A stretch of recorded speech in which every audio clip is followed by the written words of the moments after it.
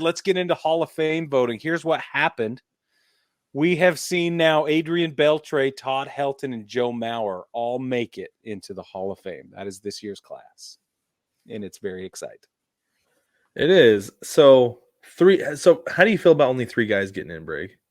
I'm all about small classes. Always. Right. I'm a Okay. huge fan. So is there a problem with the Hall of Fame being exclusive? I saw an article this week. This is why I asked this. Somebody said the Hall of Fame is getting too exclusive. Like it was a bad thing. Do you think that's a bad thing, or is it like... No, that's the point. That was what I said. I read that. I was like, isn't that kind of how it works? You can't just let anybody into the Hall of Fame. No, right? And I think, if anything, things have gotten a little loose, if anything, as time has gone by. I'm not saying I don't know, because we still have, every once in a while, we still have a year where there's nobody. Right, and I love that too. Totally love that. I just think that maybe I'm projecting into the future. Maybe I'm sitting here thinking, oh no, I wonder what's going to happen. And will it get loose? Where's the Baseball Writers Association of America class? I want to see the PowerPoint presentation that says, okay, now listen. Where's the fear of God presentation so that they don't screw this up? Like, there's got to be one, right? Maybe. I don't know. There should be. If there's not, okay. There might not be. If you're in that club, we want to know, because we're not voters. So we should be. We should be voters someday. Okay, Brad. Adrian Beltre, super duh, right? Yeah, we knew like right away he was getting in. Do you want to just run down some things with him really quick? Because obviously in the Hall of Fame, career WAR 93.5. Lifetime batting average 286, 477 home runs. Super duh. He has 3,000 hits. Like, those are just... He's also a personality Hall of Famer too. Totally. Like he was a first team personality guy every single year. Between him and Felix Hernandez and their bromance, like, right. Yes. It's like Valentine's Day and just a random day in August. MLB's Twitter or Instagram will be like, you know what you need today? You need Adrian Beltre and Felix Hernandez in your life. So here you go. And everybody loves it. It gets like a bajillion views and a bajillion more likes because everybody's like, yeah, I do need that. It's positivity and I love it. Yeah. 4-time All-Star, top 5 MVP voting twice, Silver Sluggers and Gold Gloves. You know, the guy's just the man. Yeah. So, super duh. Absolutely. You know, Dan Patrick called him a compiler because he played for so long. He did. I don't feel like that's accurate because he did not have good years in Seattle. Right. He was a good player, but not Hall of Fame years. The fact that he was a Hall of Famer, he had Hall of Fame years in maybe LA, but definitely Boston, Texas. And most certainly in Texas. Yeah, exactly. In Texas, for sure. Yeah. We only spent 1 year in Boston. He was in Texas for 8, LA for 7, Seattle for 5. Total of 21 years, which shouldn't get you in the Hall of Fame just because you played for so long. Like, and that's that's the argument that he's making, right? Is that just because he played 21 years again? And there are guys who play 20 years in the league and don't get in. Right, exactly. There are guys who play 20 years in the league every single day and don't get in. Yep. So that can't be the reason. I don't think he's a compiler. No. Let's talk about a guy like Todd Helton. In fact, let's talk about Todd Helton. Okay. Todd Helton, 17 years. He was also an All-Star select. Looks like 5 All-Star selections. Rookie of the Year, number 2 in Rookie of the Year voting. He was top 5 MVP, voted 1-time Gold Gloves and Silver Sluggers throughout, kind of peppered throughout his career. Career WAR 61.8. Batting average lifetime 316, 369 home runs, and he hit 2,519 hits overall. Let's see, what is his career OPS? I didn't look at that. 953. Okay. So he had 1 year in 2000 where it was 1.162. That's awesome. Yeah, I mean, this is the thing: is a lot of people are like, well, Helton benefited from playing in Colorado, and maybe he did. I don't know. It's weird because sometimes it's like it feels like Coors maybe makes that big of a difference, but how much of it is mental?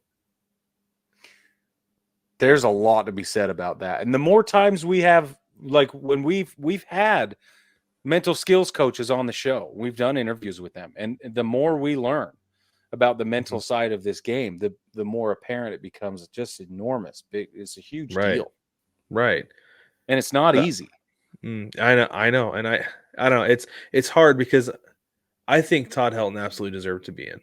Yeah, Great player for. I mean, he was steady the entire time. Right? he really was. Yeah, And steady and solid.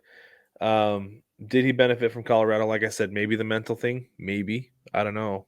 But I don't know. It's just I've said before that I wanted him to get in. I'm glad that he finally did, and I just kind of want to like, all right, let's move on.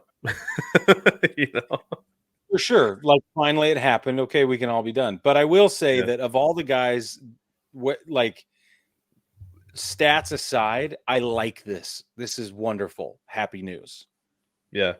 That's how I feel.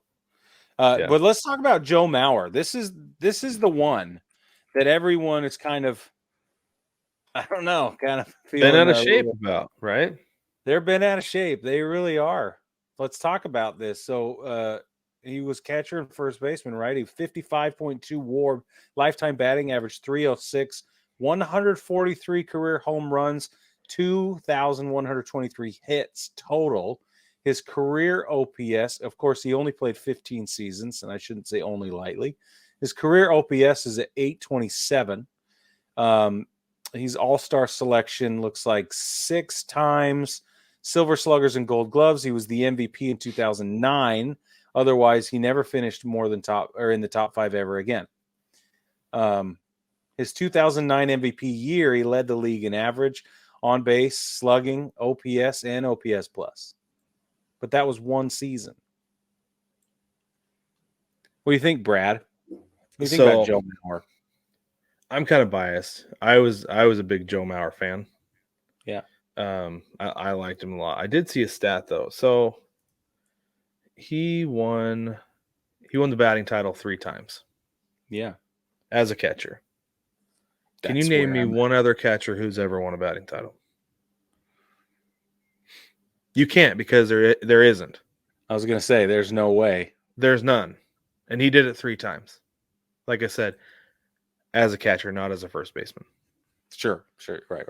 So that's like a big thing, right? That I don't want to say he transformed the position into offensive catchers, right? Because they've always kind of been around to some degree, right? Like Mike Piazza was an offensive catcher. That's the only name. When you said who else won a batting title, I was like, if it's not Mike Piazza, it's nobody.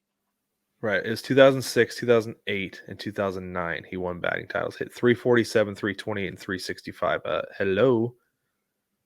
It's a killer. And I know you can't get into the Hall of Fame on 3 good years. You shouldn't be able to, for sure. But I don't know. He was like the dude's 6'5". He was one of the first like big catchers, right? That they brought in. And I don't know, to say that he's not a first ballot Hall of Famer, and it's one of those things. Like I go back to Kurt Schilling sometimes too, where he's like, if you're not a first ballot Hall of Famer, you're not a Hall of Famer, period. Yeah. Well, Kurt Schilling though. Well, he has some opinions. We won't get there. He does. But that one I think is like he's kind of on to something. Like I understand his thinking of like you just get one shot, and if you get in, you get in. If not, then move on. You know. But unfortunately, the writers can't change their mindset to be like, yeah, I'll vote for this guy because he's, no, he's not a first ballot Hall of Famer. No, he's not unanimous. I'll make sure that he's not, right? Let's get into that, okay? Let's get into that. Billy Wagner heads into so this next class is very interesting. Billy Wagner heads into his last year on the ballot, and he got 73.8% of the votes this year. He was teetering at 75 with like a couple hours left. Yeah, wow. Andrew Jones heads into his 8th year on the ballot, got 61.6% of the votes. Pause, timeout. If Andrew Jones doesn't make it into the Hall of Fame, something is terribly wrong. I agree. I've been saying that. Yeah, the end. Okay.